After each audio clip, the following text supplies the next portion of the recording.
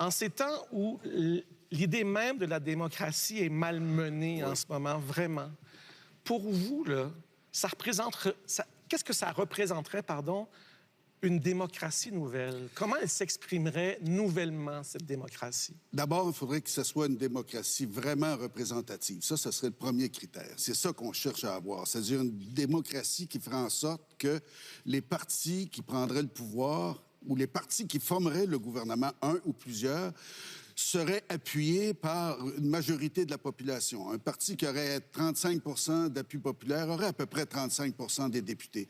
Et s'il arrive premier puis que les autres ont moins, bien, il ne pourrait pas former un gouvernement seul. Il serait obligé de s'allier, comme dans la majorité des pays évolués et occidentaux, et même d'autres qui utilisent un mode de scrutin de type proportionnel. Il y en a plusieurs.